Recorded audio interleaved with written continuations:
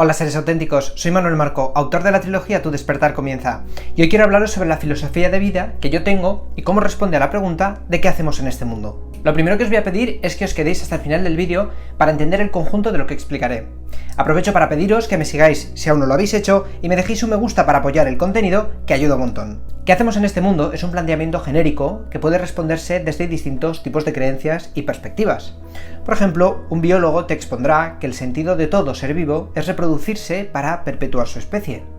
Ese sería su destino. En cambio, una persona religiosa te contará que hay un Dios que nos pone a prueba en este mundo y si cumplimos sus expectativas podremos acceder al paraíso. Un físico te explicaría que cuando mueres todo lo que eres se extingue. Pasas del todo a la nada y no hay secretos tras el velo de la muerte. Pero un físico cuántico tal vez te exponga que la energía que albergamos no se destruye con la muerte y de alguna manera que aún no comprendemos pasamos a formar parte de la energía del universo.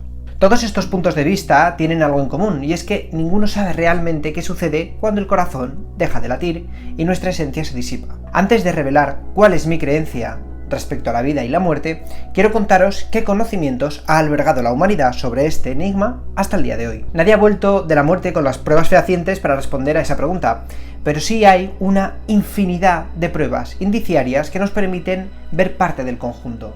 Y cuando toda esa información apunta a una dirección y amplía mi conciencia, permitiéndome vivir con plenitud y constante crecimiento, esa es una información útil. Así que quedaros porque esto os va a sorprender. A finales de los años 50, Ian Stevenson, doctor en medicina, bioquímico y profesor universitario de psiquiatría canadiense, realizó decenas de viajes a lo largo del mundo recopilando información acerca de casos que sugerían pruebas sobre la reencarnación. 40 años después logró recopilar más de 3.000 casos sobre niños capaces de recordar sus vidas pasadas. Junto a su trabajo, otros investigadores como el Dr. Raymond A. Moody o Brian Weiss enfocaron su campo de estudio en el uso de la hipnosis en adultos. ¿Cómo? Pues como herramienta para tratar fobias y miedos de sus pacientes, evocando recuerdos de lo que parecían vidas pasadas. Dedicaron muchos años de su trabajo en seguir recopilando datos para poder comparar y contrastar los nuevos descubrimientos hasta el día de hoy. La metodología aplicada en el estudio realizado con niños consistía en obtener suficientes datos para contrastar sus versiones y poder corroborar sus historias. Básicamente, lo que hacían era preguntar al niño qué recuerdos tenía del pasado y, en la mayoría de los casos, los niños eran capaces de recordar su nombre y apellidos de la supuesta vida anterior, el lugar donde vivían, incluso la ubicación exacta, y luego relaciones interpersonales que supuestamente establecieron en su vida anterior con tíos, hermanos o primas de la vida anterior. Los investigadores no tenían una explicación científica que demostrase que lo que estaban descubriendo era la reencarnación, pero sí tenían muchísimos indicios de que algo estaba sucediendo. En cambio, la hipnosis con adultos buscaba un tratamiento para las fobias y enfermedades mentales. De todas las pruebas acumuladas, detectaron varios fenómenos comunes a todos los sujetos sin importar su origen, su clase social, su edad o religión. El primer fenómeno común eran las fobias. En estos casos se ha observado que el miedo irracional no está relacionado con ningún trauma de la vida actual del sujeto, sino que surge de un recuerdo traumático de lo que parece una vida anterior. Es más, cuando los sujetos decían recordar sus vidas anteriores, en la mayoría de los casos, ese miedo estaba relacionado con la manera en la que fallecieron, hasta el punto que las marcas de nacimiento o deformidades congénitas coincidían con los daños que causaron su muerte en la anterior vida, o como ellos lo recordaban, y que por alguna razón nuestro cuerpo reflejaba ese trauma dejando esa huella psicosomática. El segundo fenómeno común son las filias o aficiones. Algunos niños muestran un interés especial por la religión que profesaban en sus vidas anteriores. Otros, con 2 años de edad, expresaban un deseo incontrolable de consumir bebidas alcohólicas o tabaco. Algunos sentían un amor y lealtad a cierto animal porque decían que los acompañó y protegía durante su vida pasada. El tercer fenómeno son las habilidades no enseñadas o aprendidas en la infancia. Hay varios casos de niños que mostraron habilidades en su infancia que no pudieron haber aprendido mediante la instrucción o imitación de adultos porque no había tiempo material o nadie se las había enseñado.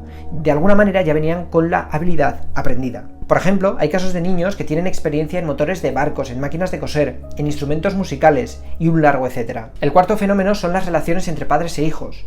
Muchos de los niños investigados rechazaban la figura de sus padres actuales afirmando que los verdaderos viven en otro lugar. este tipo de disociaciones son muy comunes. El quinto fenómeno son las marcas corporales, deformidades congénitas y enfermedades.